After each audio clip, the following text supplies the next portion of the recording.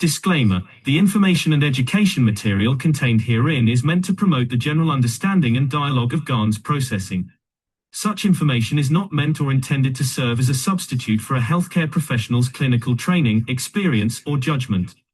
For patients and individuals, such information is not to be a substitute for professional medical, therapeutic, or healthcare advice or counseling. For medical issues or concerns, including decisions about medications and other treatments, readers, viewers, listeners should always consult their physician or, in serious cases, seek immediate assistance from emergency personnel. Prescription information, procedures, and use of medical devices information should be undertaken only by properly trained and certified medical personnel. We specifically disclaim any warranties, express or implied, including implied warranties of merchantability or fitness for a particular purpose. Such information is provided, as is, and is believed to be accurate at the time of its publishing, but it is the viewer's job to evaluate the accuracy of any information found in this presentation. Every case presented is of their own experience, applied by themselves for themselves, and it applies to their case only. Every person experiencing health problems should seek professional medical advice and consult their course of treatment with a doctor. The processes of plasma balancing described herein are a natural process which supports the body but does not replace medical advice or therapies one is already subject to.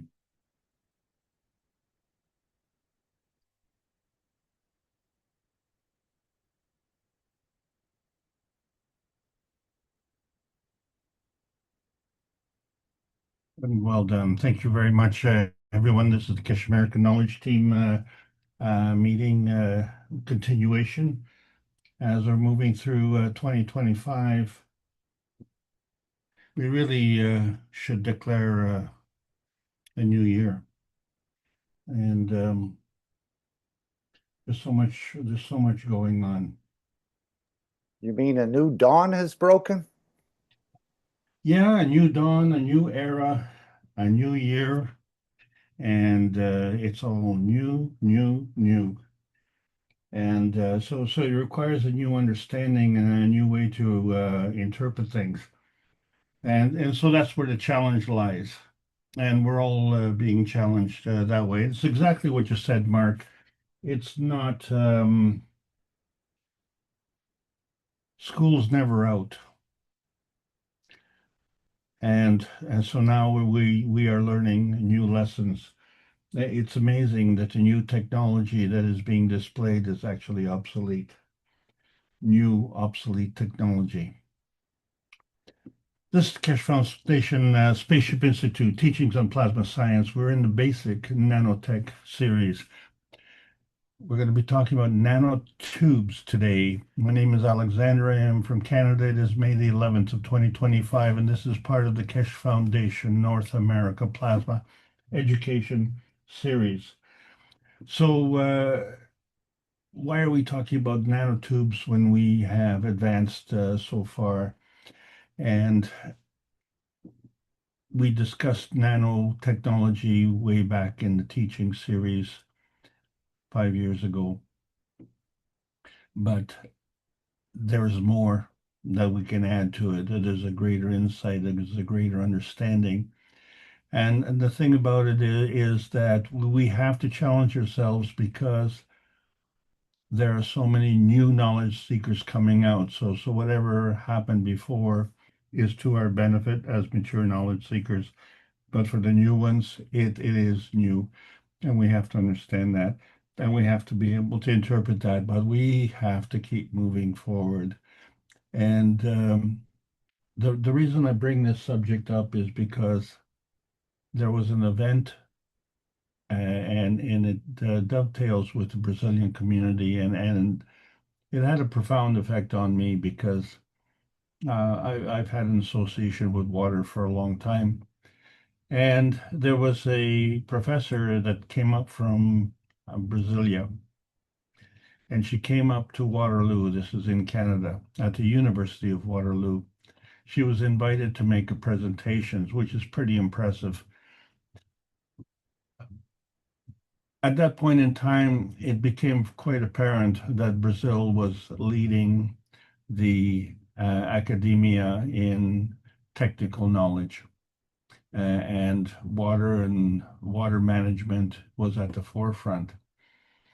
And so with that credential, it gave a lot of credibility to be able to make a presentation at the University of Waterloo, which of course is a highly technical university, especially with computer sciences. But the water had a very important aspect to it because water management is really first and foremost on a lot of people's minds. Well, actually, it isn't. That's where the problem lies. We seem to take the water for granted, and yet, for a lot of people, it's a extremely huge problem. And it's a wonder that in the year 2025 we're still discussing this. But this meeting came prior to even me joining the foundation over 10 years ago. And what was significant, she spoke about nanotubes. And I thought that quite fascinating. And you've heard me talk about many times surface to volume ratios. And this became foundational for me in terms of understanding conventional physics. It also aided me in understanding the plasma physics because the rules are basically the same. You have to know the charge, you have to know the direction of energy flow, and you have to understand how to motivate it. So motion. But what was interesting about the nanotubes is that we understand that based on surface to volume ratios, the smaller the particle, the higher the negative charge. And it wasn't very often at that time that anybody was talking about nano. Nano was just starting to make the headlines. And as we talked about it last week, nano encapsulation was kind of at the forefront.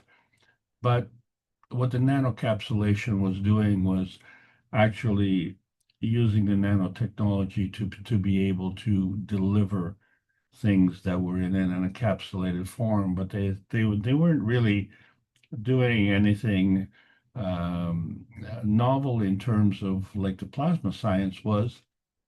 And so I apologize, I don't have the name of the Brazilian professor, but she was magnificent.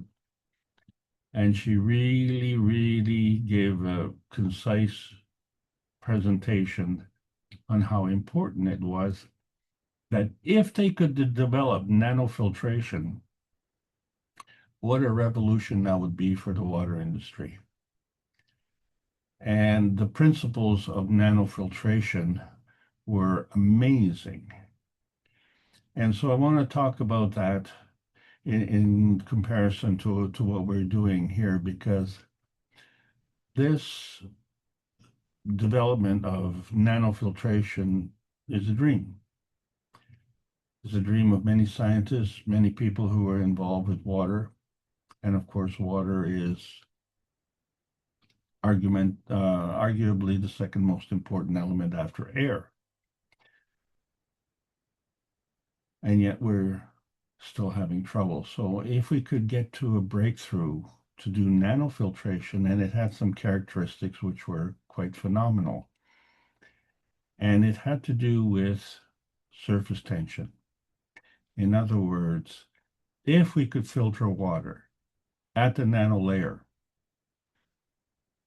the water molecule would be forced to be so small that the only thing that could fit in a nanotube would be a water molecule and nothing else. And so on that basis, you would have absolute maximum filtration.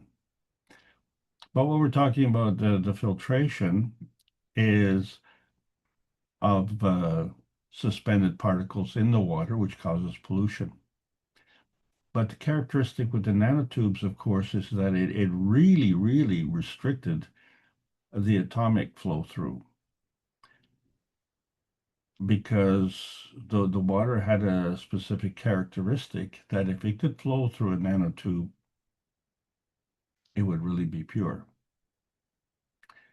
And so this was a novel concept, it was a novel goal, and that was the basis of the presentation. And of course, like a lot of presentations, they don't really offer the solutions, they just talk about the research. And this is the difference. In Beijing today, we are offering the practical application of the technology. And we need to understand what is the difference between what we were talking about in the nanotechnology and what the rest of the world is talking about nanotechnology. So nanotubes is the subject of the day. And clearly there is a difference with when we look at the universal order of creation. We look at in book number 1, we're talking about the creation of matters, bringing together matter, dark matter, and antimatter. And so the journey was to find a nanotube and how to create that. And so let's compare that to what we have here in book number 1. And then, of course, in book number 2, the structure of the light. So somehow those construction materials have to come together from somewhere and be delivered. And then, of course, once we have that, then we have book number 3, which has caused a lot of problems for a lot of people, talking about the origin of the universe, where that one form of matter is splits up into 2 other matters. And that also has led us into what we call the nuclear science. So where does actually the nanoscience sit with the nuclear science? So in a way, it's the nanoscience is on the road to the nuclear science because of the radiation that it emits. And so we'll talk about that another time. But the nano is allowing us to exchange this energy. And of course, one of the most vital things for us is the water because it's a universal solvent. But we all know from teachings of Emoto that water has an emotion and has a memory. And so it is carrying this emotion and memory that we have on this planet with respect to our humanity. And so for 377 weeks, we've been discussing the one planet, one nation, one race for justice and world peace with the members of the Universal Council and Rick Raymond to understand that that element of the humanity is reflected in our water. And of course, if the water is polluted, then we understand where the problem is. What we would like to understand is how do you get rid of the problem? And many people are offering the solutions. But I think clearly we see that the solutions aren't adequate because we are talking about simple problems that people are wanting on a basic practical level. Whereas from a societal standpoint, you don't want to know what's going on in the water treatment plants. It's really shocking. So safe to say, having superior filtration, even nanofiltration, would be seriously desirable. So how does that compare to where we're going with the Kesh Foundation? So in the Kesh Foundation, the higher strength feeds the weaker strength. That is the plasma rule. And for a lot of people, that becomes a conflict point. But within that conflict point, we see that there is a binding zone. So it takes these other 2 fields to bring it together and create at the lowest denominator a higher density. Higher density means at a lower energy state. And the coming together of these other fields means the inertia manifestation. So higher strength to the weaker strength is an inertia density manifestation. And of course, a lot of people live that way because we do need our energy binding. That's how we create things. But it's a lot easier if you create the energy and I steal it from you. So this energy binding at the expense of others also becomes a societal rule on this planet. And so what we're really trying to inform is the nature of the way how the increased density in the energy binding activity creates a hardening of the heart. And the heart we know is very, very important because it carries an emotion. And that's one of the reasons people like the game of poker, because that's a game of liars. And we see that the thou shalt not lie is the 11th commandment in the 10 commandments that we were given. And so we see that there's actually another 14 commandments making the case of 24. But the lying aspect of it, and to be a successful poker player, one must not be able to show the emotion. And so reading the emotion of the other player becomes the skill. So that emotion, of course, is on a physical basis. And that emotion, as we say, is transferred to water. And so if we were to engage with the universal community, they don't understand our words. In fact, they only communicate through the emotions. But when they're looking at your intention, your true intention, they are interpreting the emotion that you're emitting. And even if you think that you're not emitting, they can respond to that. And so we know that the plasma science is very good at that. So you can't play poker in outer space. So, why do we continue to do this? So we are very much preoccupied with our vitality enhancement. And so one of the things that the Keshe Foundation can do is it can elevate to the super level, where we have been engaged in a regular emotional balancing and regular physical balancing, but there is enhanced balancing above the regular. And so we're talking about the super level, and that is the superconductor. And we need to do that because we need to heal. But it would also be to our benefit to prevent damage.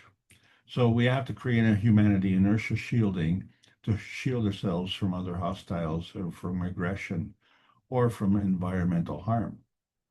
So we have a new, shall we say, war front opening, where in the past, the bullets did an enormous amount of damage, and they still do.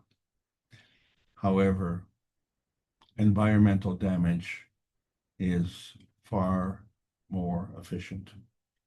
And so this becomes very, very important. And when you're talking about life essentials, air, food, water, and shelter, these things are under threat.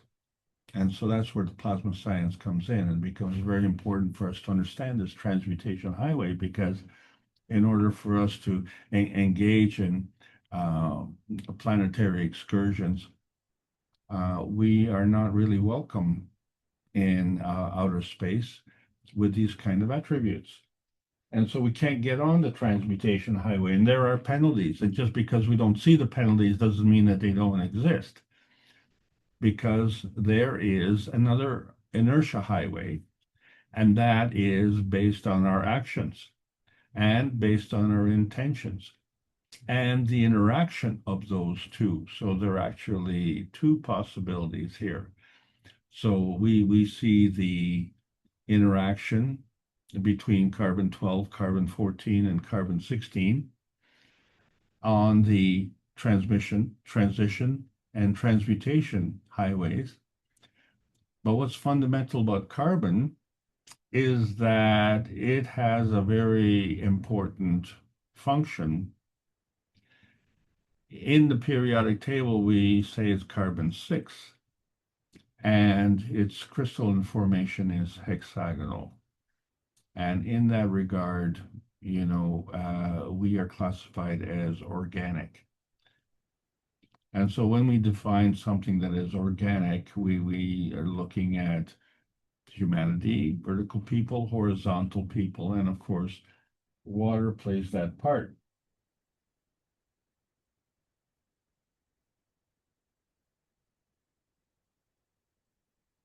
But we're only seeing half the picture. In other words, what we're seeing is the dirty water, and we're not seeing where it comes from. So the water wasn't dirty before it got to us. It only got dirty on the way to us. So we would like to get it back to its pristine form. But the problem, of course, is that we are dealing in the matter state, and the water didn't come to us in the physical state. The inertia manifestation, the increased density, is the gravitational arrival of the water.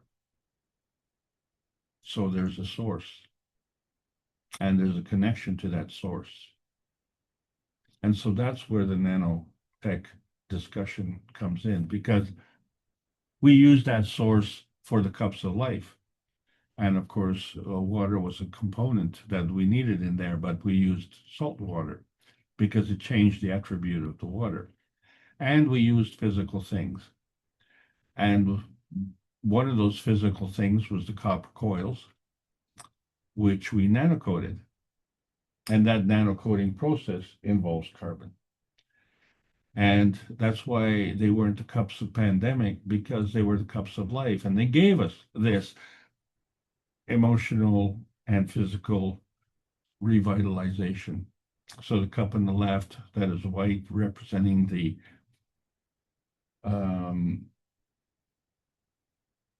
emotion, and the one on the right representing the physicality. They were made the same way, but something was changed. So when we say the same way, it had to do with the manufacture of an inertia field that we created. And then we find that the GANs in that water settled to the bottom. And then we found that the water had a totally different feel to it. We found that somehow the water became clean. Well, that method is not nanofiltration.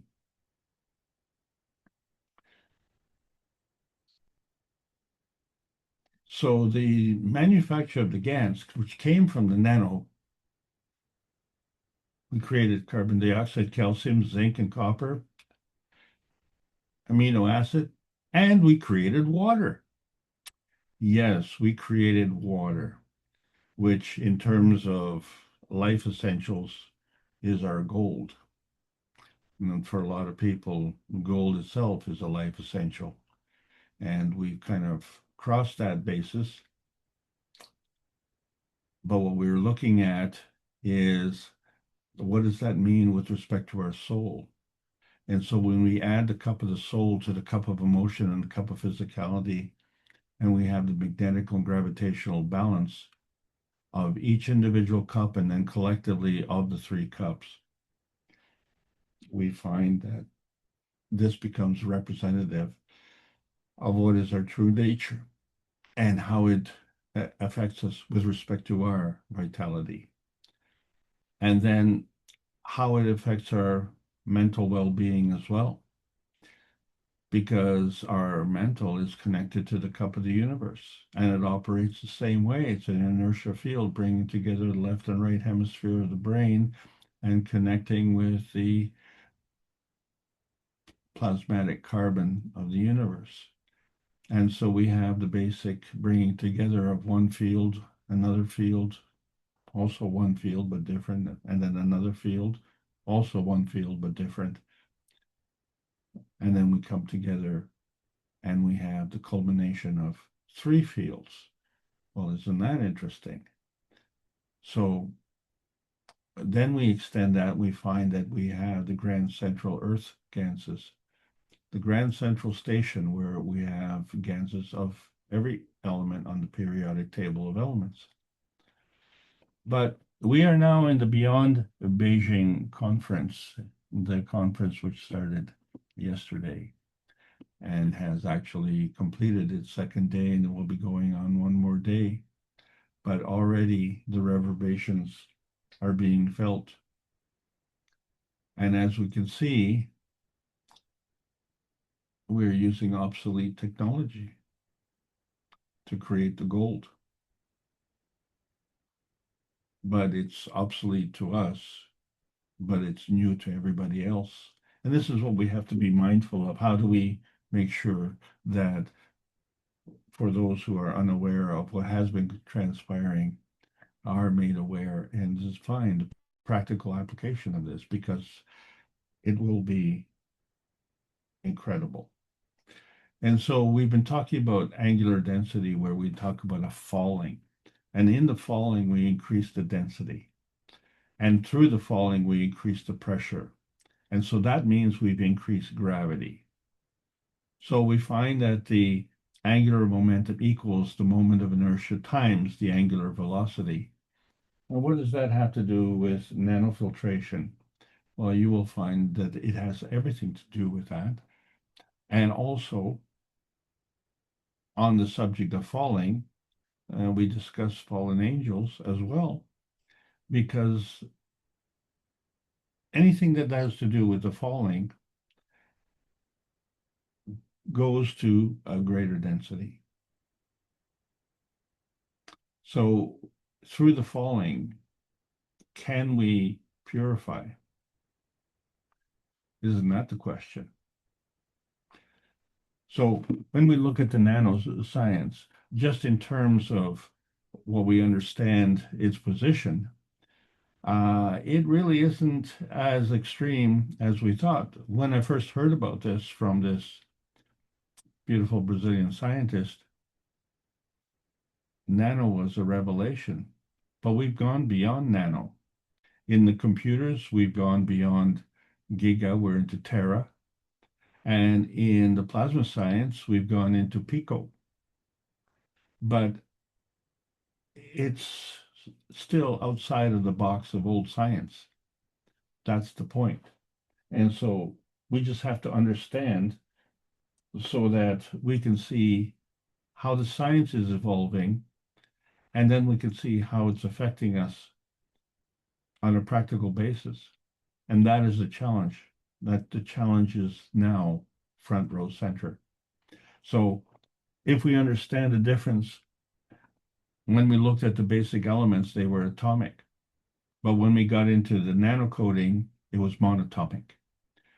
And the monatomic meant that we had a plasmatic matter, which was in a balanced state, what we call the balance of the magnetical gravitational force fields, which created a maggrav. And if we look at these round magnets and we say, well, let's pretend that they are nanocoding and they have a position. How does that compare to what we're talking about? So the whole process of the nanocoding is to take the atomic structure. So when you have something like a copper wire, the atoms are all chained together. They're chained together by density. But when you get into a monatomic structure, those chains are broken, and yet there still is a bond. So the principles but the exchange of energy is retained. But the difference is one is chained and one is unchained. And the difference, of course, as we understand, is an order of magnitude in difference. And in that point, we find that the monatomic state is allowing us to dabble in superconductivity. So the nanocoating is very functional when it gets aligned. So in other words, have all the men in the rowboat rowing in the same direction and together. And so it'll go faster. And this is what happens with the nano alignment. But the funny thing is that within the copper wire, it's still copper, but along the outside, it's carbon. And it forms a carbon nanocrystal. And then we can create a monatomic alignment.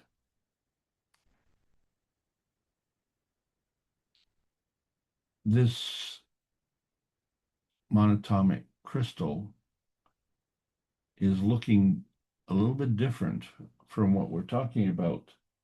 And how does that relate? And understanding this difference is really to understand the difference between the physical science and the plasma science.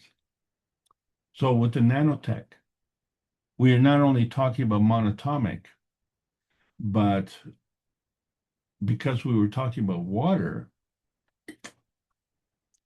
and nanofiltration, then that becomes monomolecular, because that's what water is a combination of hydrogen and oxygen. So when we talk about tubes, there is a flow.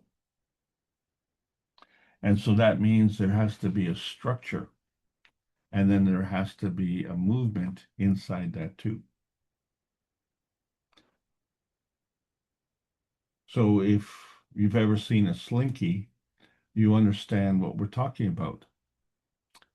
It's a flexible spiral structure that is hollow in the center. And there's a cohesiveness. So physically, it's attached, but it has flexibility, a lot of flexibility, so it can bend. So we have to review, what does the bending mean? So when we look at a gradient charge, and we talked about an NP junction, which is the negative positive junction, and we look at the rays from the sun, we see the perpendicular momentum coming off the sun, and we see mass in motion. And then we can see circular patterns, and they stack. So how does that compare to everything? So this emission and this stacking becomes an emission tube, if you will. And so there's a rotating field containment, and it represents mass in motion. And so the negative being the emission and the positive being the source. So now we have a gradient between the intensity and the outintensity, because that containment remains. The intensity and outintensity of the surface of the sun, and the intensity and outintensity of the rotating field that is part of the emission tube. We're very familiar with emission tubes and rotating tubes. We have blood vessel tubes. We call them arteries. They're magnetical. We have veins. And then we have capillaries. So the gravitational is returning through the capillaries, through the veins, and then it starts with the arteries, and then goes through the capillaries and carries around. But fundamentally, the difference is really there's a direction to and from the heart. And these are tubes, and they come in different sizes. we have another tube in our body called the alimentary canal tubes. And with the plasma science, we brought out the plastic vial tubes, which is plasma feeding. Well, if we can't do plasma feeding, then we have to do digestive feeding. And so we eat food and we put it through these funny shaped tubes. Down our throat, into the stomach, and then through all these maze of tubes with all sorts of bends, and they come in different sizes and different functions, and it becomes part and parcel of us. So we know that the tubes can be very, very long. We know that they can change their appearance, and we know that they can have different personalities. So, you know, obviously, the type of water that we drink is filtered by this system. So ideally, if that water that we drank was really pure, then we wouldn't have to expend energy to filter it. In fact, we could devote all the energy that we needed to using the water for what it is important for, and that is to enhance our vitality. So this is where we are, shall we say, our own worst enemies, because we are not taking care of business. I mean, we've only had how many years since the Great Flood? Anyway, there's no rush. Fortunately, we have advanced science in the automotive business where we have hose tubes. So we can connect various engine parts. And so some of these tubes we can bend. And some are smooth on the outside, some are smooth on the inside, or some have smoothness on the inside and ridges on the outside. All sorts of different characteristics of these tubes. So we know how to play with these tubes. But does their shape mean anything to us? Not that much in the physicality, unless we're looking at efficiency in terms of transition. And then we have to question, what are we going to transition? Is it going to be oil? Is it going to be air? Is it going to be water? Or is it going to be like a fluid, like a brake fluid? So these are the different demands on the tubes. But we have other tubes, and we call them wires. And so they carry something that's very important for us, whether it's an internal combustion vehicle or an electric vehicle or whatever you have. It has to do with energy. And so when we're looking at the fundamental energy, how does a person who's not a rocket scientist figure out what's what? And so we have to look at the difference between what constitutes a line. And what do we mean by surface to volume ratio? So the endpoints of the line have a smaller surface to volume ratio, which means that they're negative. And then if we create a bend, then that creates another point that has a smaller surface volume ratio, and that becomes negative. So we've actually changed, by implementing a bend, we've actually changed the charge. So if the terminating ends of the connection are negative, then the connector becomes positive. But if we bend that connector, we've introduced another negative charge. And what is interesting, of course, is that now where we had one positive charge between two, we have two positive charges between three negative charges. So just a simple bend has increased, shall we say, the variability of what we're dealing with. So in that process, we've now created another gradient across that direction. And if it's negative on the one side, how can we have that negative without it being balanced? So we find that there's a positive on the other side. That's how the bend was created. We have to think in those terms if we're going to think about energy and energy, how it flows, because it tells us which direction. So the negative is the giver and the positive is the taker. So when we talk about water, we're talking about hydrogen and oxygen. So the hydrogen is the negative charge, the oxygen is the positive charge. And we know it's positive because it's more dense. So it's gravitational. And the hydrogen is less dense, so it's magnetical. But you don't need to have a sharp, pointy bend. You can have curves, like the surface of the planet. And then the question then becomes is, well, where exactly is this negative charge? Because it could be at any single point on the curve here. And so that becomes what's fundamental in what they call the piezoelectric effect. Bodybuilders depend on that.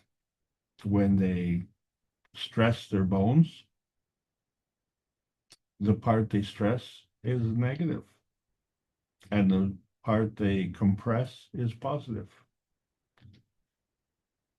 And then energy is derived, and it's translated into bone and muscle mass.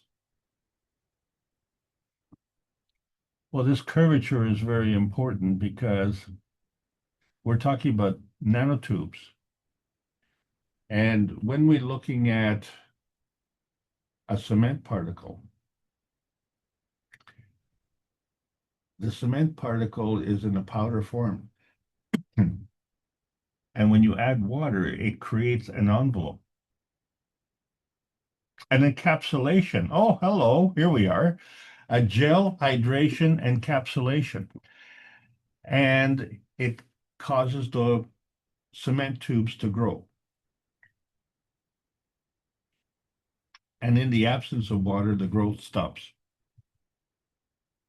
And so we create silicon oxygen bond with 4 oxygens.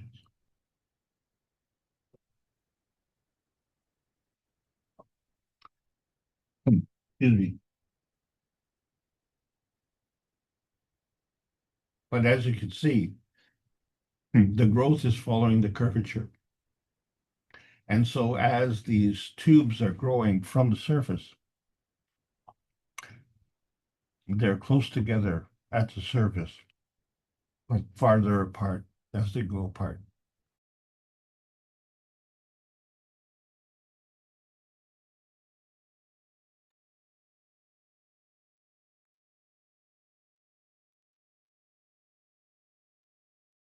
Isn't it interesting when we look at tornado tubes?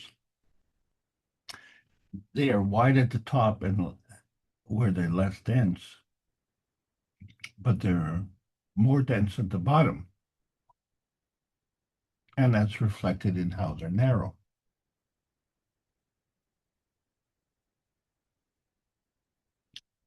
Maybe we should align the tornado tubes, and you could see how they could follow the curvature of the planet, and they would be fitting very nicely.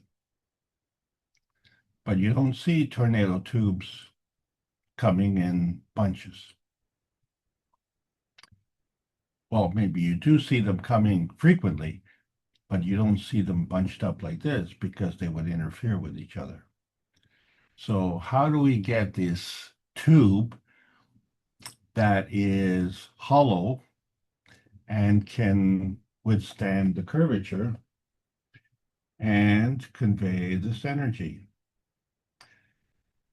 So when we look at the spiral nature of the energy, and in the plasma science, we see that there are 2 spirals. There has to be to balance it off. One is magnetical, one is gravitational. But these spiral curves, we find that they are actually growing in perpendicular directions. So they don't just lie together, they're actually working in different directions. So we see the spiral, like on this snail, how it's growing. But it's also getting fatter, just like a tornado. So it's fatter outside and much smaller on the inside. And so the inside being more dense, more gravitational, and the outside being magnetical. And of course, then we have other types of snails that another spiral is growing out perpendicular to the first spiral. And so it's doing the same thing. Well, this is how memory happens. And memory becomes very important, especially in today's world, because we're going to be doing an awful lot of discussions about artificial intelligence.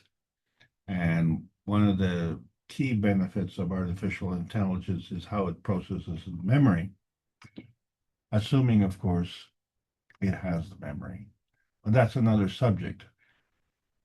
In terms of growth, well, we see that we're growing in different directions, X, Y, and Z axis, three dimensions.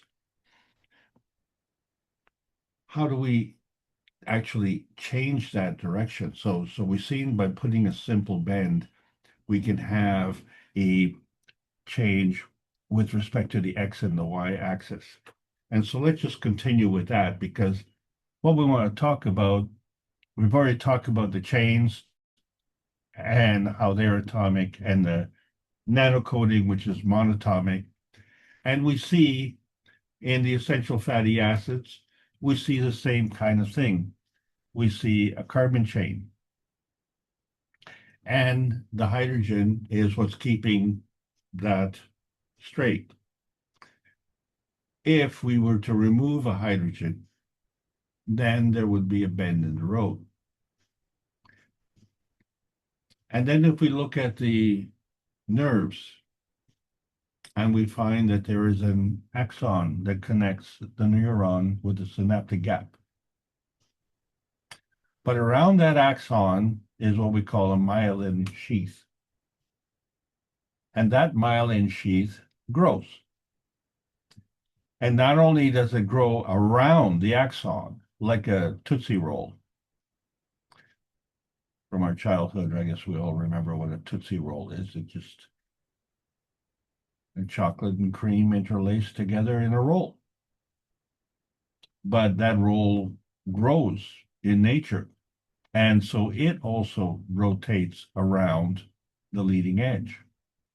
And so in the process of growing, it creates more and more wraparound layers. And that's what contributes to memory. That is what is memory growth. But that memory growth is wrapped around an axon, so that memory growth is a tube, which is just like the nanocoding, which is a tube around the copper wire. But there's the gap between this myelin sheath. So normally, if you were to make a tube, you know,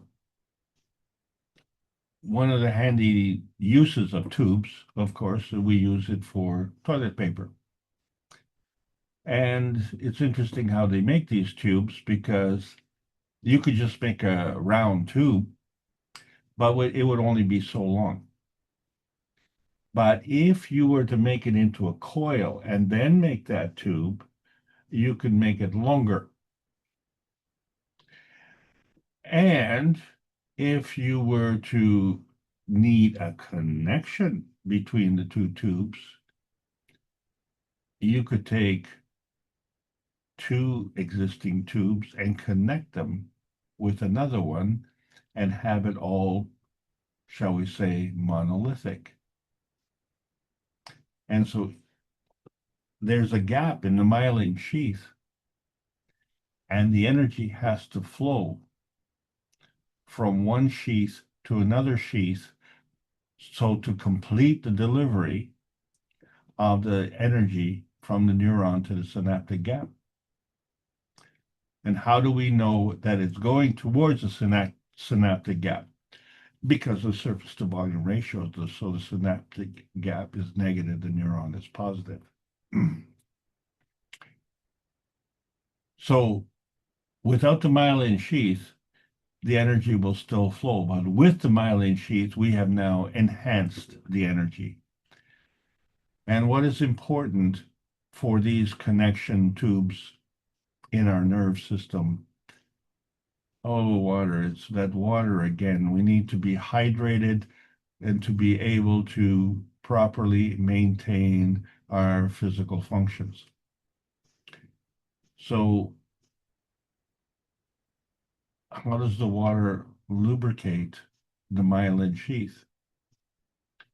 And so there's more than just water that's being delivered. There's something that is connecting all the layers. So we have to look at these layers, how they're linked together, and then how they rotate. But because there's an opposite charges attract, and we find that the one layer is magnetical, the other layer is gravitational. So we have to remember that when we're talking about stacking things. And so it becomes very difficult to just stack things like we do boxes. So, you know, if you ever want to know what is the difference between an architect and an engineer, one designs boxes and one designs homes. So, speaking of designers, God has created an interesting design. And he's taken rotating fields. And so you can see that there are 6 overlapping rotating fields in this picture. But they create an interesting pattern in the center. And that pattern is hexagonal.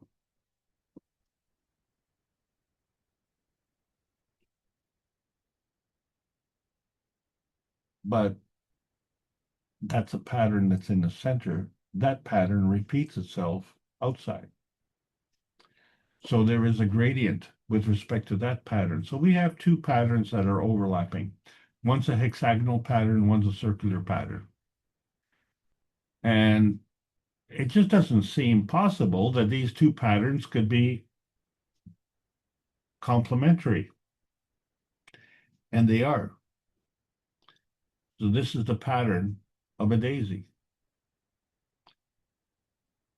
Interestingly enough, it is also the pattern of Saturn's pole.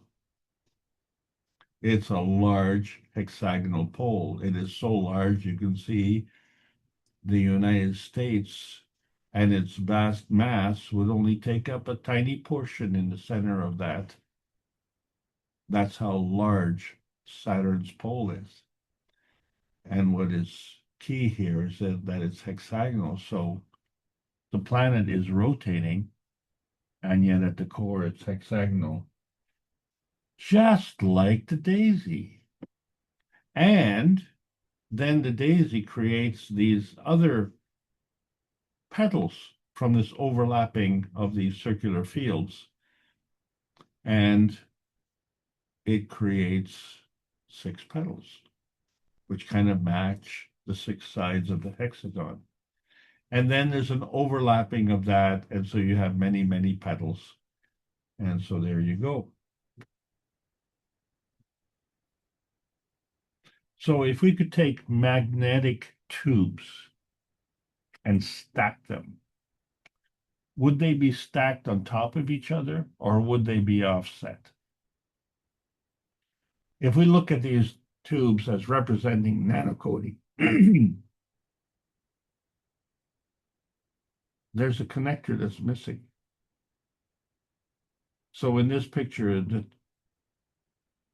magnetic tubes are directly next to each other. So is there something wrong with this picture? I would say there's a lot wrong with this picture. So what is the difference between nanocharges? Well, the thing about the nanocharges is that they can charge and they can discharge. And so if we talked about a straight line and the two ends, one is negative and the other is negative, and the connection being positive. But when we look at a nanocharge coming together, it's in a hexagonal format. And so that means there's a bend. Wherever you look at the link, there's a bend. And so we know that that bend is a negative charge. And we know that there is a link on the left and a link on the right. And if that terminator of that connection is also negative charge, that means that every link is a combination of three negative charges.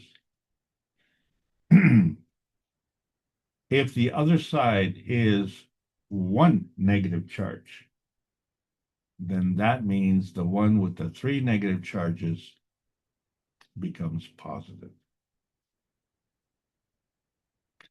Because the three negative charges have a greater mass, have a greater density, and they become gravitational. And so we have 6 hexagonal connections in the center, or 6 connections making a hexagonal configuration, and they are all positive. But in order to maintain that positive charge, the connector has to be the opposite charge, because opposite poles attract. If you didn't have that, then you would have, well, you wouldn't have a connector. That's the answer. So this is interesting on how nanocharges can be created. So the question then becomes, can we stack a nano layer so that they can be aligned as a nanotube? Because this Brazilian scientist wanted to create nanofiltration using nanotubes. And so these nanotubes would obviously have to be nano-sized, but they would have to be tubular. So then the question, well, how do you make this tube? And so, would you use a razor? Well, would you use a razor blade? Do they have nano-sized razor blades? And how do how do you hold it?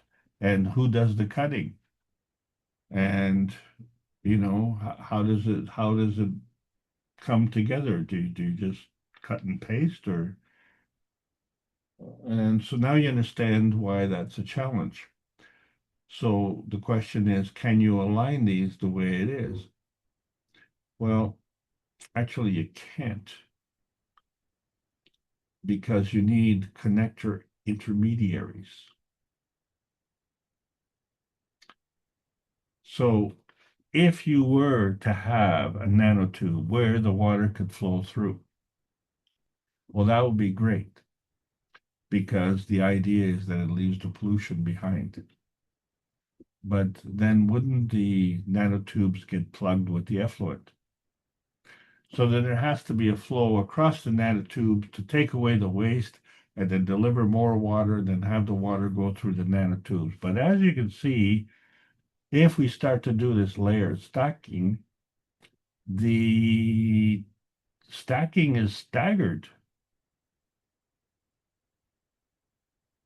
Then we don't see any nanotubes here.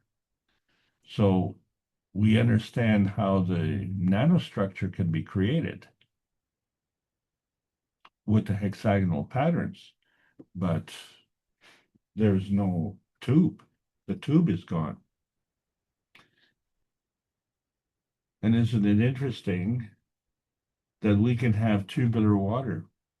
No tube, just have the water coming out of the hose and it makes its own tube. So how does it do that? It's called surface tension. The water has a very strong surface tension, what we call the out tensity. And of course, that has to be balanced by the intensity. And so the intensity is gravitational, and that represents the oxygen, and the out tensity represents the hydrogen, that's the magnetical. And of course, just as an aside, there was a program, because we're talking about tubes, it was called the Tube Alloys Program in Britain and Canada, which was the first nuclear weapons project. Anyway, that's just another subject. We're talking about hydrogen dependency here, because in order to maintain that surface tension, we have to understand that to create a bond, you have to have an opposite charge. So hydrogen is not just hydrogen, because we see that there's orthohydrogen where the hydrogens are all aligned the same way. So the rotating field is all going the same way, just like a tornado.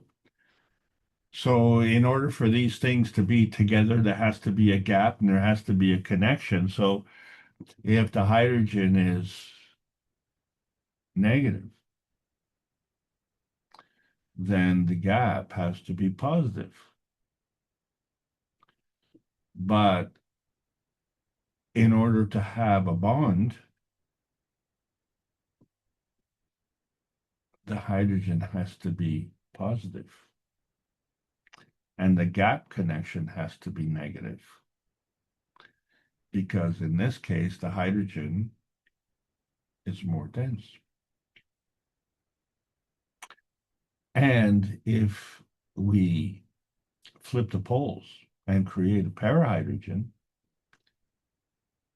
now you have the poles rotating in opposite directions. We find that this is a more desirous fuel for the rocket specialists, because we find that there's a greater release of energy. And that's what people like. They like to waste a lot of energy, and in fact, let's just blow things up. That would be the best way to do that. So we can either do that with a Roman candle, or we can do that with a nuclear bomb. So the point is that in order to maintain this energy by nanocoating, we have brought all this together. But we also have gaps between the nanocoating. And so these gaps create a positioning. And when we nanocoat a copper wire, we have millions of gaps, creating millions of what we call the magravs, which is a balance between the magnetic and gravitational field forces. And these gaps create millions of dynamic plasma reactors. So this is how we create this field. So when we look at the NP junction, that's what we're talking about, the junction between the negative and the positive.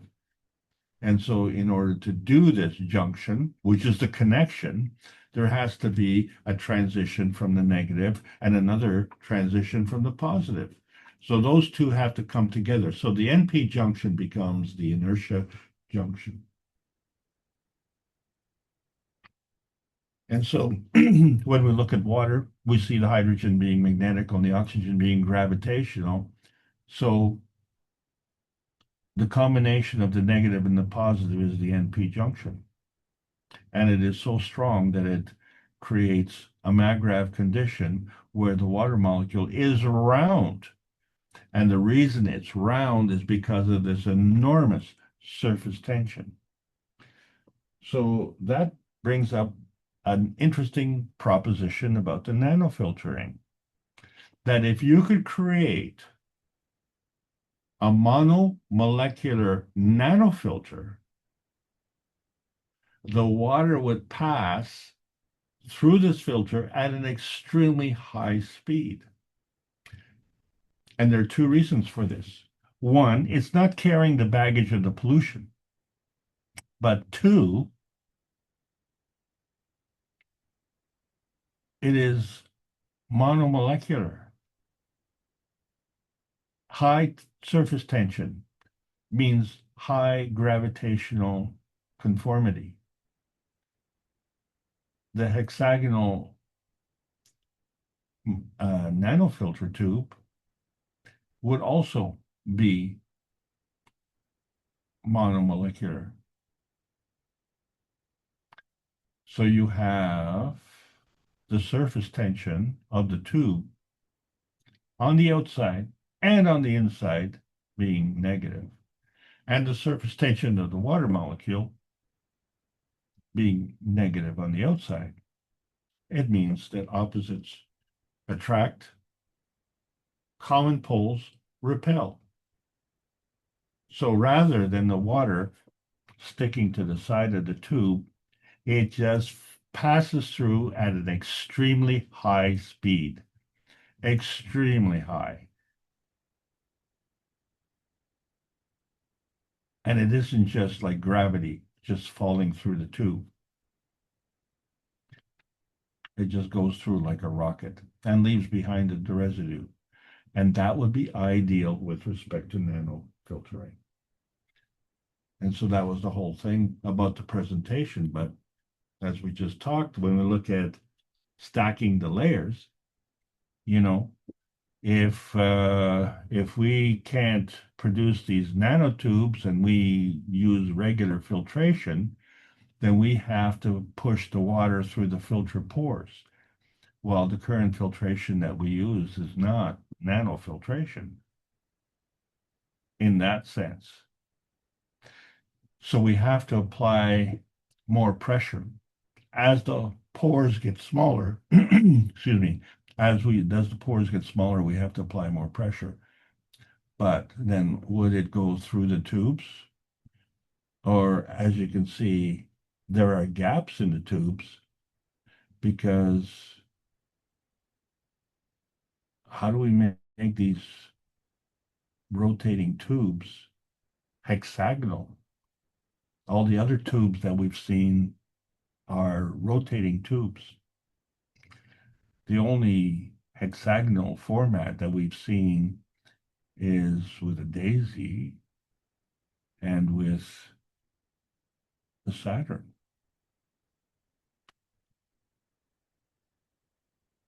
Aha, graphene. Graphene connections have 3 negative charges added at that point. And then the connector becomes negative. The connecting points become gravitational. And so we were able to get these graphene hexagons linked together.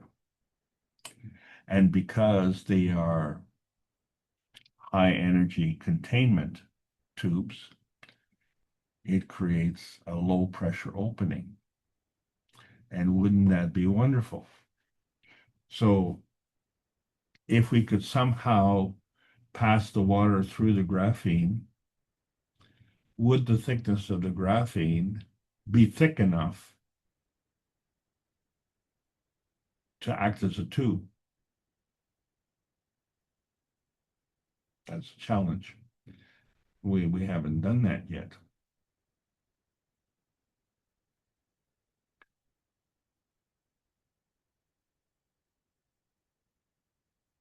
Maybe if we took the graphene layer and rolled it up in a tube, you know, the way we did the toilet paper roll, maybe we could do that. But then the hole in the graphene connections isn't utilized in that process. Then we are just physically rolling up the graphene layer into a tube. So you understand why Madam had the problem and why her presentation was so important. But it's very interesting how science has been trying to figure out how can we apply advanced physical principles to solve a very fundamental problem, which is dealing with one of life's most important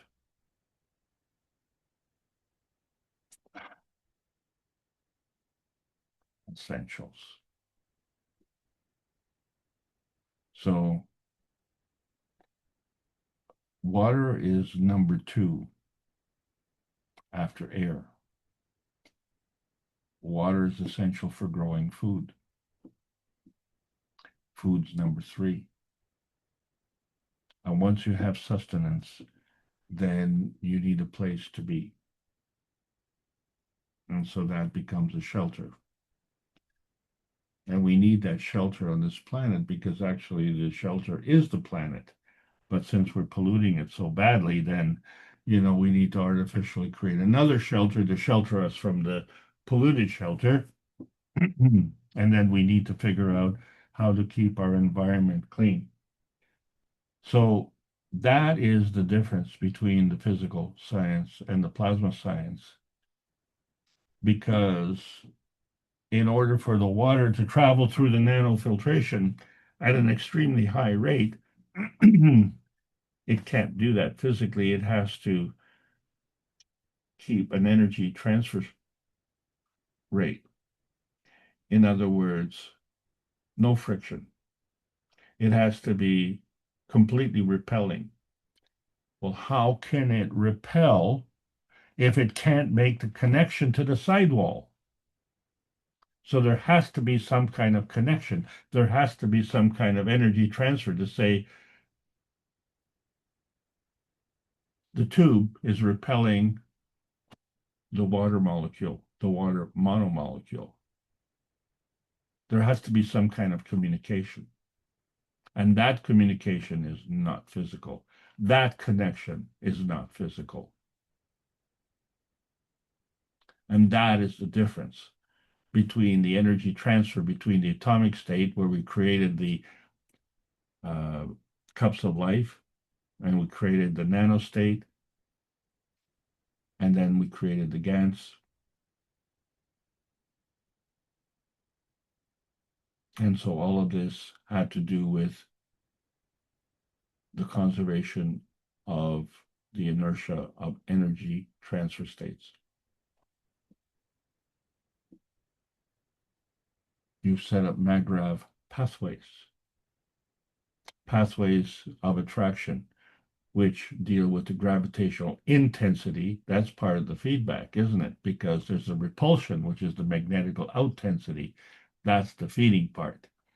So now we know the difference between an electron and a neutron. I'm sure you can see the difference. And this is what we need to discuss, because in the beginning, the neutron came before the atom, and then there was the PM tick. And we said, well, let there be light. Well, where did this light come from? Was it nanofiltered?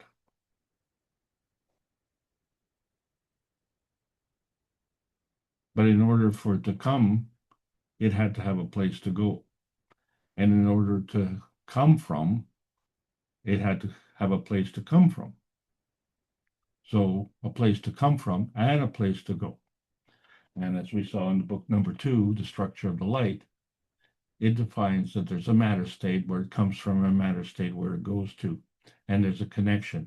And that connection is the magnetical force fields, because each MAGRAV is gravitational. So now we understand the relationship in the principal matter where the PM ticks are magnetical, because they're the transfer of the energy parceling units, the energy packs that are diverging and then coming together to create a force field dilution at a lower energy state, the coming together of the antimatter, dark matter, and the matter gen, and converging together in a plasma gen. And at that point, there has to be a conversion, because now it's no longer magnetical, it's now a gravitational MAGRAV, which is the inertia field. And that inertia field then in turn has to have another field interaction with another field, and that inertia field is the place. And that place for us is Earth at this point in time. And so our position on Earth and the Earth's position wherever it is in the universe at this point in time, and it keeps on moving, so only God knows where, and there's a field interaction, and that is the inertia density manifestation, which we call physicality. So now we know the difference. So in order to have that physicality, there has to be a field contributing to that physicality. And so with the plasma rule, the higher feeds the weaker. So the plasma state feeds the physicality.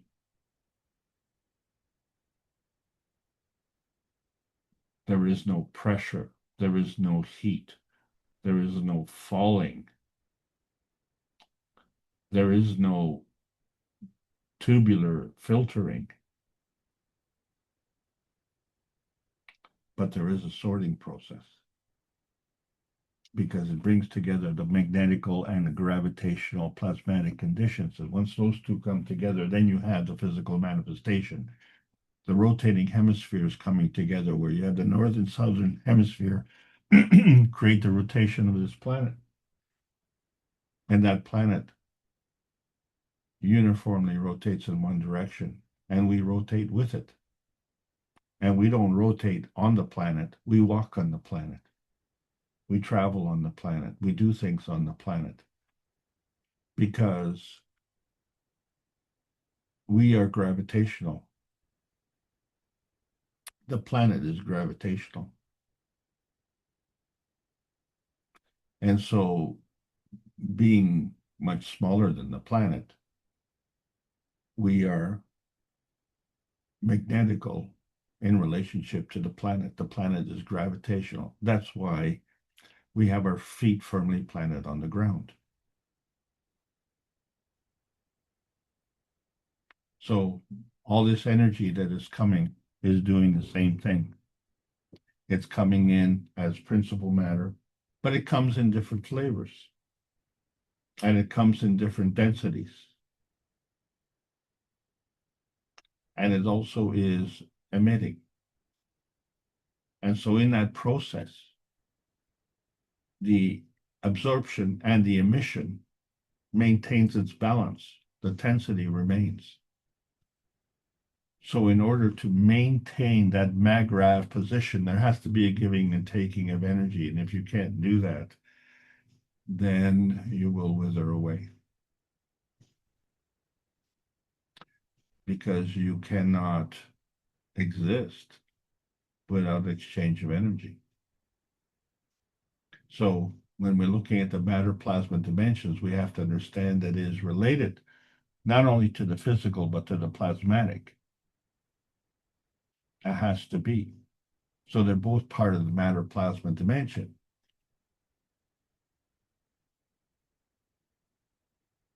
So you can't be all in on the physical.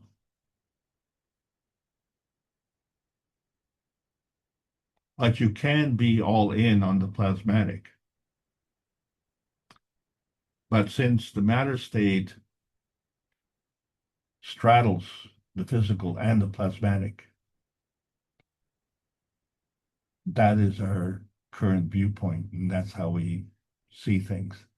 And that's how we govern ourselves, forgetting that regardless whether it's a plasmatic condition, it is an inertia field product of two plasmatic fields. If it's a physical field, it's an inertia product of two plasmatic fields. So can you see the difference? So that hydrogen that we talked about, that is a gravitational confirmation of its arrival on this planet. And we can see that it is in the physical form because it has a color fingerprint and it's unique. And so does oxygen. It has also a fingerprint and it has a gravitational tracking emission spectrum, and it is unique.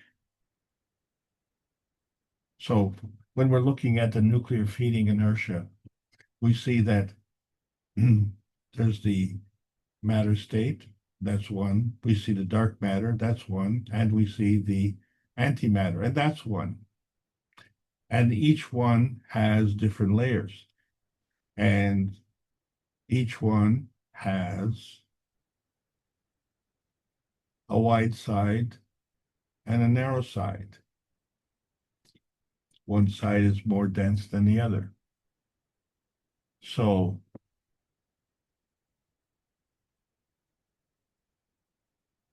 there's all sorts of gradients in between. And there's all sorts of combinations that are possible. And in order to maintain this feeding inertia, there has to be a continual absorption and emission of energy. So the 1 + 1 + 1 remains. And you get the 3, the combination of all. And we can change the nature of that combination by changing not only any one of the components, but within the fragments of each one of the components. So whatever captured field that we want, it comes in multiple layers. And it comes in different densities. And it comes in multiple spheres. So these spheres are all different layers.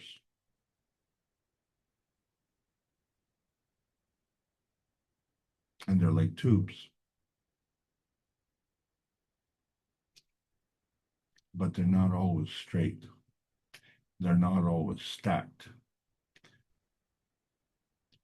So the solution is, if you want to receive the soul food, you have to tune in to what the universe is feeding and turn on that energy source and drop out of the resistance so that you can receive it.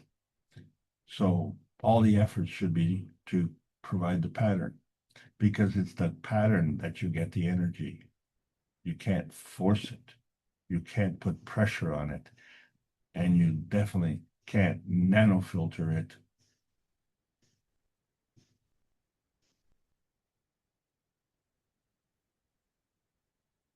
So the KAKT plasma space teams are doing research, and we are now in a new era, post May 10th of 2025. It's all part of the transmutation process, because that range transition transcends the inertia fields of the transmutation dimensions. The laws of conservation govern the covalent, trivalent, and tetravalent bonding attributes. That containment of inertia is manifest through the contention of equality. And it's not where some are more equal than others. The soul of man cannot be abandoned nor compromised. And so the color of man is based on that integration with the soul of the man. That is the integrity of the man. That becomes paramount. So when we look at our reality, we have to augment it to understand that there's a flux and a flow. And that is coming towards, to, into, within, or through, out of, and from every charge, every form, all mass, matter, or substance. And so we need to intensify and extensify what we are, because we are and we need to be connected. And that connection supports the flux of continuous change. And that connection is hooked on life. That's what the purpose of life is to deliver the great oneness, just like the KAKT Foundation has been doing for 589 weeks. So it seems like we're suddenly transcending the limitations of nuclear science, maybe in Earth years, but in universal years, it's not very sudden at all. It's been a long time coming. So we are overdue for a technology release, because frankly, we've come to the point where how do we sleep when our beds are burning? We need a scientific rescue. We need a financial rescue, political rescue. It all boils down to a preservation rescue, where we bring together the 3 books to understand the convergence of the matter and the divergence of the matter, to create the origin of the universe and the connection therefrom, what we call the structure of the light. And well, we are none of these dimensions, because we're the observers. We are using these facilities. These are the tools that we need to deliver peace on earth. There are many points on the field strength of the dove, so they all come in balance. This is KAKT Foundation Spaceship Institute Teachings of Plasma Science, welcoming all the beautiful knowledge seekers, learning about the new selection process of the new plasma science. The world peace is integral to this whole process, because we cannot elevate to the next level without choosing it, signing it, and being meaningful about it. It has to be sincere. And you cannot fake sincerity, because the true nanotech maintains the integrity of a new dawn. And so we wonder, is the peace dome of outer space an umbrella or a fountain? And is the inertia of the present governed by the dimensions of history? Well, we can learn the encapsulation of self in a universal context, because the inertia of self can migrate as a superconductor. So the nanofiltering tubes still have blockages for the new physical transmission dimensions. So therefore, the plasma science needs to be delivered daily via the Peace Dome in a practical exchange for peace on Earth. So welcome to the new outer space age. Thank you all for listening. I hope you enjoyed the trip. Okay, thank you, Alex. It sounds like you're ready to clean up some of the H2O on this planet. I remember Mr. Kesh talking about creating nanotubes years and years ago. I know he said the electronics industry has a lot to gain from this understanding of nanotubes just in the electronics industry, but somehow they were able to take that piece of copper wire, nano coated, and then melt the copper out. It dripped out, and what was left was the nanotube. So again, I think many of these things will probably be brought into the research laboratories of the Kesh Foundation, and of course there'll be many research laboratories. But let's see if any of the participants have more questions. And as we know, Iran is 50 years ahead of the rest of the world in nano coding. So there's probably a few more tricks and secrets and keys to understanding the process. Of course, it's being explained, but it'll also be developed by us. Does anyone have a question? I have a simple question for Alex, Mark. Please. If H2O is a gas and oxygen is a gas, where does the liquid come from and how is it created? Well, that's an excellent question. And Could you repeat that, Randy? I'm not sure if I grasped your Well, question.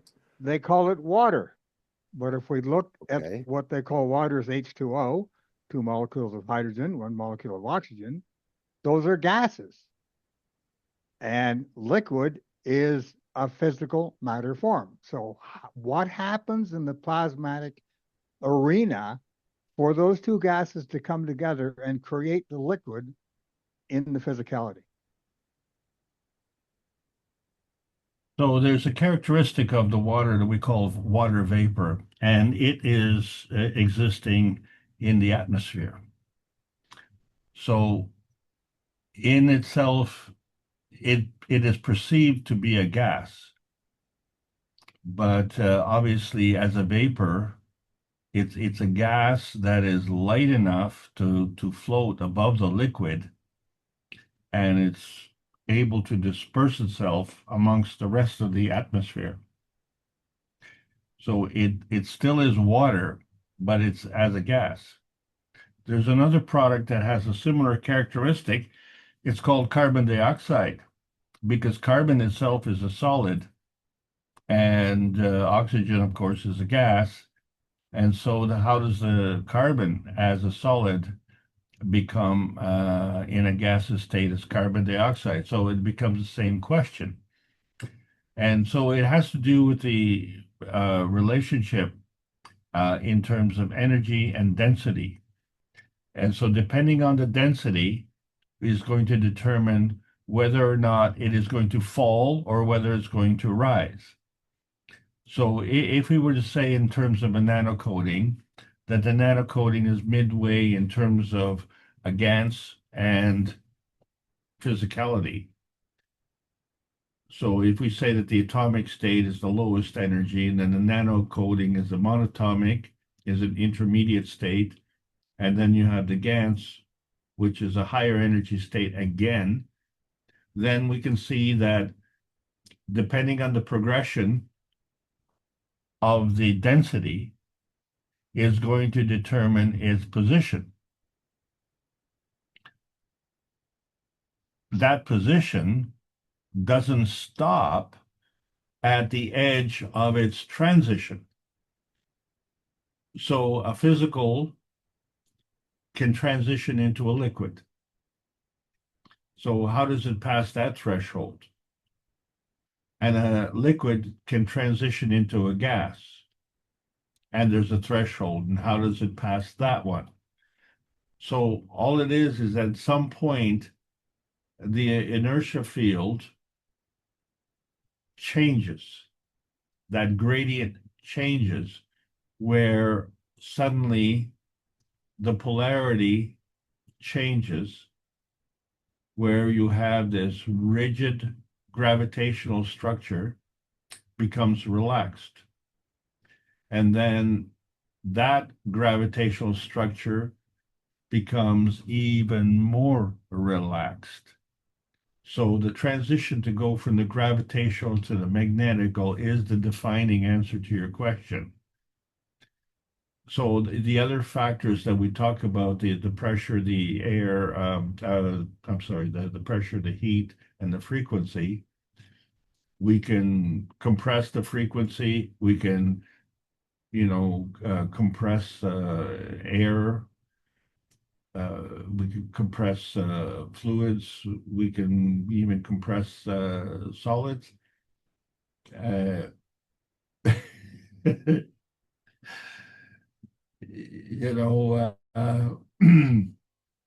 Sorry, I was thinking about a donut and how you can compress a donut and get the jelly out of it. Anyway, the thing is that you can change the conformity of whatever you have, and you can do that physically. But clearly, if you have a loaf of bread and you bake it, it'll rise, and it'll be more porous. So it only stands to reason that the more density you have, the more, the harder it will be. So if it becomes more porous, it's going to be more fluffy. Is it going to be fluffy enough to migrate from physicality to liquid? Or can it go from liquid to gas? And so that's what it is.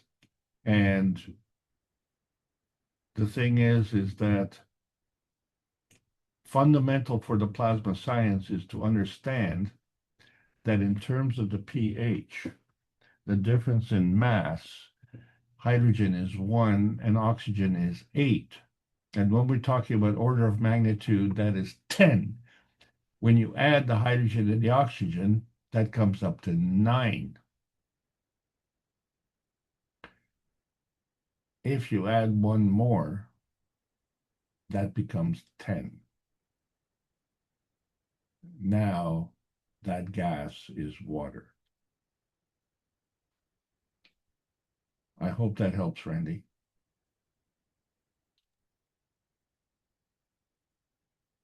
Thank you, Alex. An excellent explanation.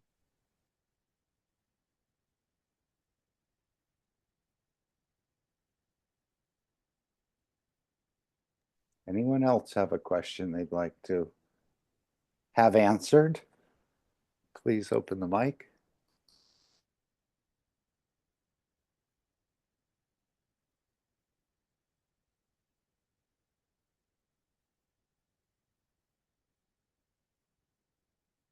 And of course, there's a lot to do with inertia. As he said, the fields were interacting with the fields of this planet, of what he was showing in Beijing, to change into the matter state. So there's still quite a bit, I think, we have to explore in this. But this is beautiful that we're now, I think, on track to start opening up the entire knowledge. And of course, that paper on cosmic rays is soon to be released. Maybe this conference in Beijing, in a way, was part of the, as he said, we're putting a popping a hole in the theory of the big bubble. So now, or the Big Bang. So now what is there to replace it? So this paper will probably be coming along shortly and allowing the scientists to, as they saw the demonstration, now they'll be able to conceptually understand the working, partially at least, of the cosmic rays and the Yeah, way creation takes place. well, we have to realize that the average person is not going to be suitably impressed because their own life is their predominant focal point. And so unless it affects their own personal life, they're not going to be too interested. So for the vast majority of people, they're not hoarding gold or they don't have vast investments in gold. So we're talking about a small percentage of the population is affected by that. That portion is going to be extremely alarmed. The rest of the population are going to say, well, what's all the fuss about? So this is the question then. If we are viewing a transformation of density coming from thin air, and just like Randy's question about how do we get a gas to be a liquid, so it's a manifestation of density. Well, how's that going to change your life? Well, if you find that your family is arguing all the time, or that you're always under stress, see, these are all energy consumption, energy wasting things. And that's bad enough. Then we have all sorts of activities that we have within our attitude, which are also self-defeating. So if we choose to carry the baggage from the past, then that becomes a burden. And that burden then gets carried forward into our future. That burden should be translated into a learning lesson. So a learning lesson then becomes a load lightener. It lessens your load because now you've converted that baggage to a life's lesson. So that is the purpose of having an education. And when I was in school, I stupidly asked the same question that a lot of people would ask. Is like, why are we learning this? What is that going to do for me when I grow up? Let's say like Latin, for instance, Well, Latin has a lot of redeeming qualities, but for the average person, it has no meaning whatsoever. And so, our interest in our education is balanced by the necessity of learning how to do that. My whole point today is in the year 2025, we do not have clean, potable drinking water on demand for a large percentage of the population. I mean large. When I say large, how big is large? Well, according to the foundation, all of the water in Italy is polluted. So that includes all the water. All is everything. Everything is all. So that means there is no suitable potable drinking water. So if we don't filter it before we drink it, then we become the filter. And then that becomes our burden. So why are we not first and foremost addressing that?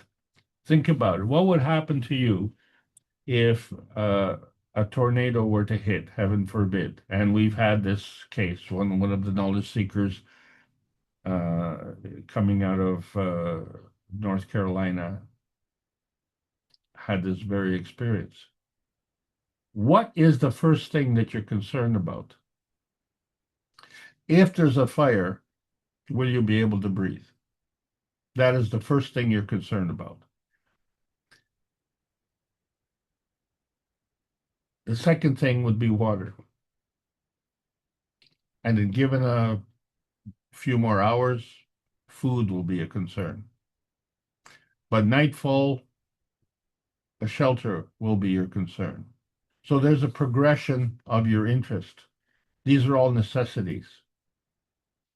You would resolve that within 24 hours,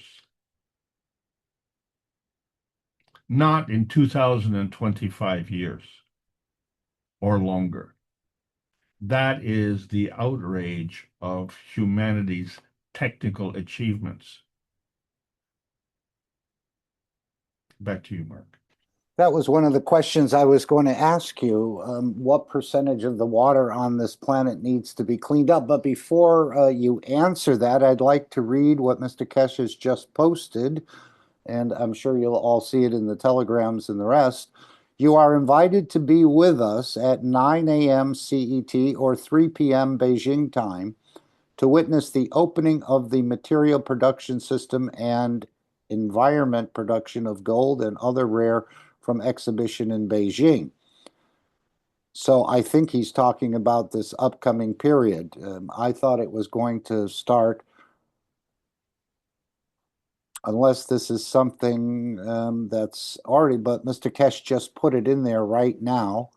So again, let me say 3 p.m. Beijing time to witness the opening of the material production system and environmental production of gold and other rare materials from exhibition in Beijing. You can join us on Zoom, the regular Zoom number, public one, for the first time ever in history of science of man, technological development, and knowledge in changing energy to matter will be demonstrated after 3 days of opening display of production of materials live broadcast. This milestone in the world of science, where we change the matter to energy and then energy to matter. And I think you'll all see that. So apparently it won't continue at, I thought it would start in a few hours, less than that, 2.5, 2.75 hours. We'll have to see. We'll keep checking and see. But that was the latest post that just came through from Mr. Kesh. So this is breaking news? It sounds like it.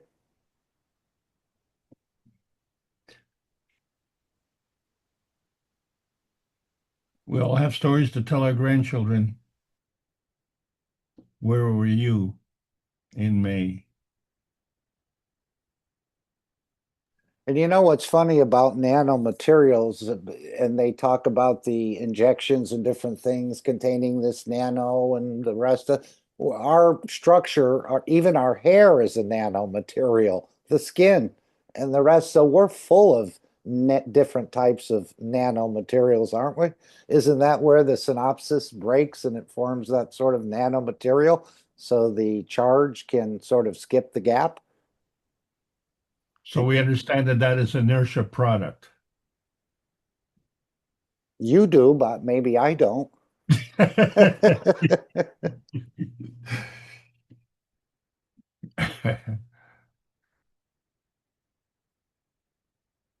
So just amazing, the scientific community, I think, is going to be set free. I think a lot of them have known that they're sort of in a box and they have to operate in this box or, you won't be a scientist anymore, at least a paid one. Mark, what is the breaking news you said? Sorry about that. You can look at any of the telegrams. Mr. Kesh just posted it now. You're invited to be with us at 9 a.m. Central European Time or 3 p.m. Beijing time. So I guess this will start at 3 in the morning, probably midnight for you, Ike. If it starts at 9 a.m. or 3 p.m. Beijing time, they're ahead of CEST by 6 hours, I believe. He's talking here 9 a.m. Central European Summer Time. For me, that would be 3 a.m. in the morning.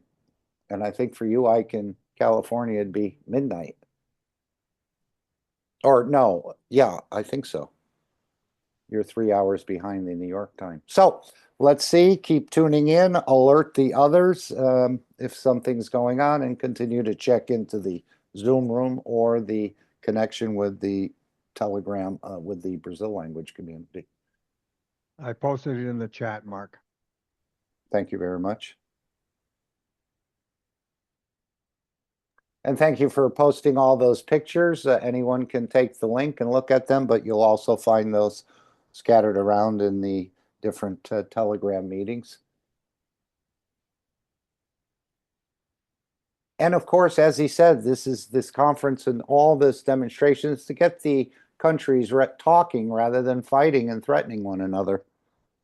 And probably both countries don't have a large clue of what's doing, so they know they'll need the help and cooperation of the other in a way.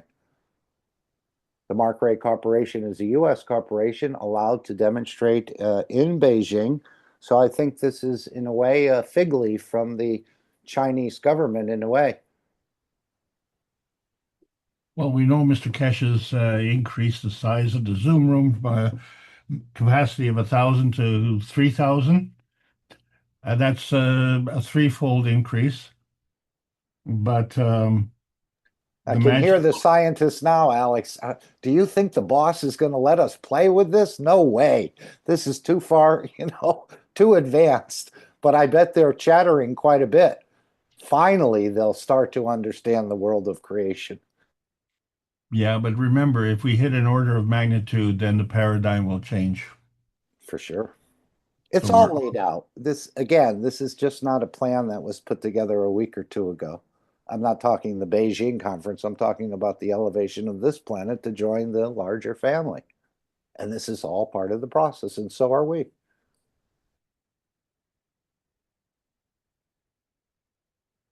Well, I cannot over-exaggerate.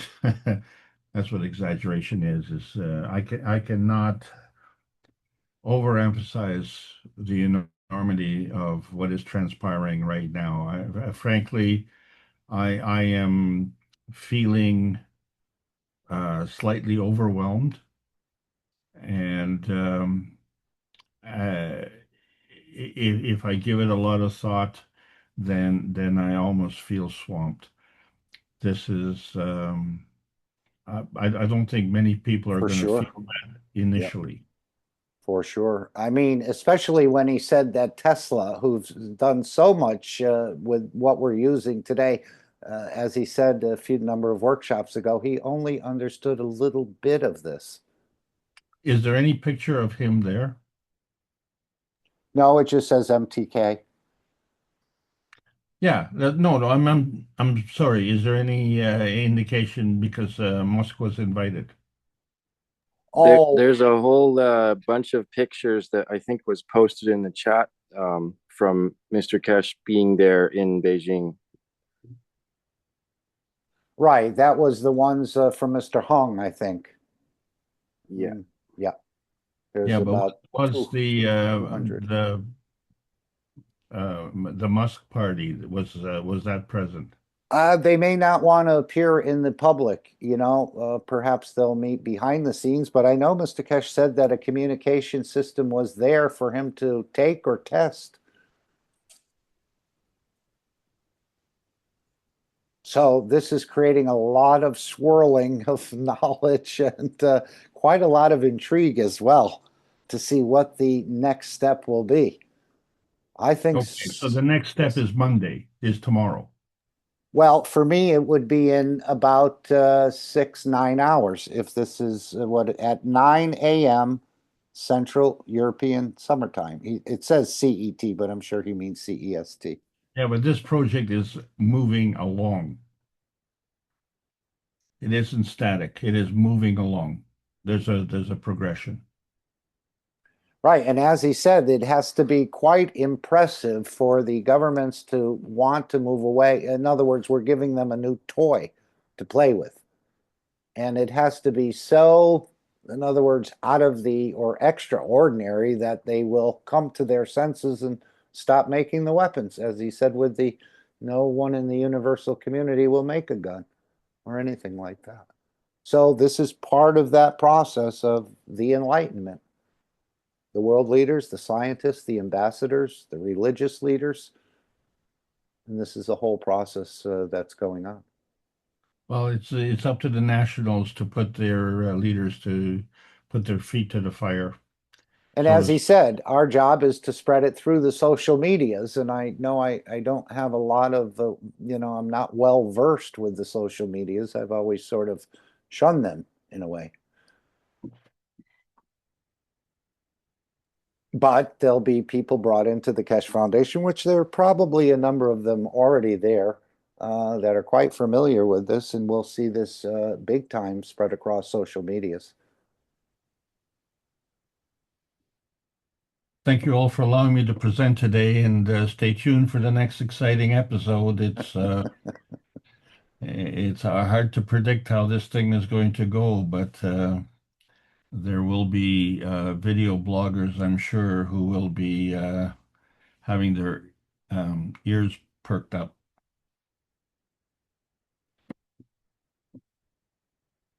Yeah, of course, we'll hear the term magic, and this is not possible, and this breaks the rules of science, but that's the whole point of it, to show that there's much more in the process of creation that we haven't even realized. As he said, man's knowledge, if you took all the grains of sand on this planet, man's knowledge has not reached 1 grain compared to the totality of the knowledge.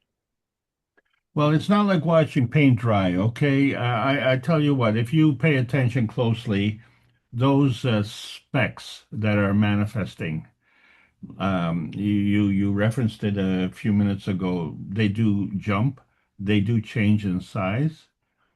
And, we have to understand that as these things come together, first of all, each spec is a inertia product field, and it is tuned to a specific flavor. That flavor is gold. The other spec is also tuned to exactly the same thing, exactly the same flavor. So when they all come together and they have that common denominator, so they will contribute energy. And when they come together, that energy will become gravitational. That's why the spec will grow. And the more that spec grows, the more dense it becomes. And the more dense it becomes, the more gravitational it becomes. So the tendency to grow will increase. Isn't it wonderful how that works?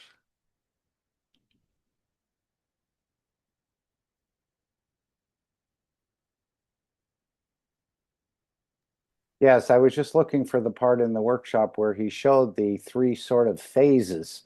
It starts here, it goes to here, and then it goes to here as it changes from the dark matter and so on. I can't seem to find it at the moment, but yes, he did show that process with the materials. So very good. We continue to support, elevate all those working in the background that we don't see that are there, and add your energies to it. And that was part of the wish that we were talking about earlier, that they may become enlightened. So add that to your wishes or on your list when you do elevate the others, that they can become enlightened just by observing, listening, questioning, and the rest. I'm just trying to see May if I add one more thing? you can add as many things as you'd like. We all No. need to sharpen up our communication skills because we're going to be challenged. Mhm. So work it out, try and be as concise as possible, be direct, be firm, and Stay humble as well.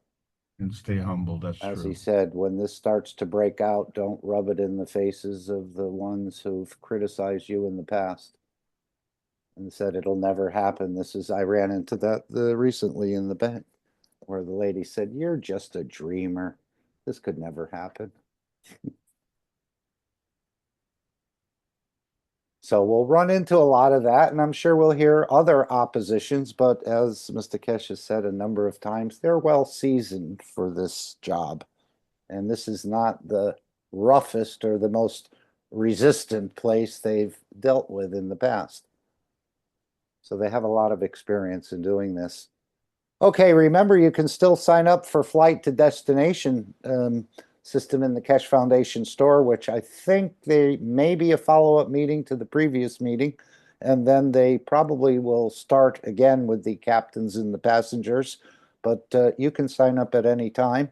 And of course, the Cosmic Mystery offer in the Kesh Foundation store, you may receive much more than you've paid for it. But either way, you're keeping the Kesh Foundation free for humanity, and I'm sure this conference was quite expensive on our terms at this point. As Mr. Kesh says, he doesn't like to take money from the governments or the other ones. They want to remain free. And tune in at the appropriate time. It looked like 3 p.m. Beijing time, I think he said. 9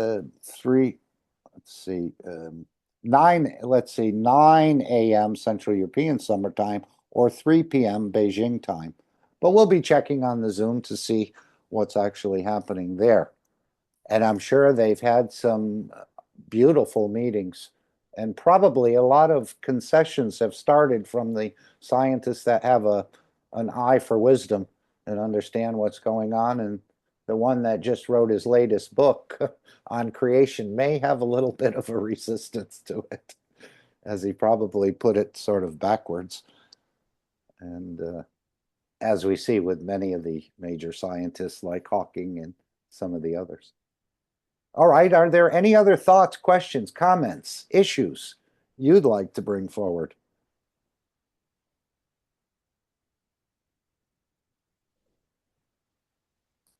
And of course, we remember the 3 wise men. Again, this is the ethos of Mitra and the idea of thinking, speaking, and acting good. Again, easier said than done, but we all have to start somewhere. So this is another opening of a beautiful understanding of creating shielding and peace within your whole structure. And of course, this little memo that was given out at one of the conferences, may you be proud of the work you do. May you be proud of the person you are. And may you be proud of the difference you're making. Alex, you've made such a tremendous difference. And even though we may not have realized it up to this point, I think we all have made a tremendous difference. And I think that'll be reflected in friends and family and others near you once they see this come into the public domain in a much bigger way, which could be a year away or less. I don't know. But they'll respect your position in a way what you stand for. But as Mr. Kesh said, be humble in this, not to rub it and show how right you were about everything. So I just thought I'd show those. I also want to play just the ads from the store, the Kesh Foundation store that was, whoops, played in the workshop. And, oh, excuse me. And then the final disclaimer. And then the meeting will come to an end, but I think I just lost what I was going to play, but we'll find it again. Okay, here we are at the sales of the Kesh Foundation store. And so if you want the advanced space technology, and if you don't want the celery and carrots and you want the gold, you'll go to the Kesh Foundation store and purchase the product, work with the product, report back about the product, and see what happens to you, again, in this plasmatic dimension. And that's what all these products are. They're created for the elevation of the soul, the enlightenment of the man, and probably increasing your humbleness as well, which all of us, myself included, of course, have some issues with that. All right, is there anything else anyone would like to bring? If not, I know we went a little long. I'm going to share the screen. We'll play the store, the final disclaimer, and the meeting will come to an end. Thank you, Alex, and thank each and every one of the participants for being here and interacting, whether you spoke or just interacted on the soul level, which is fine as well.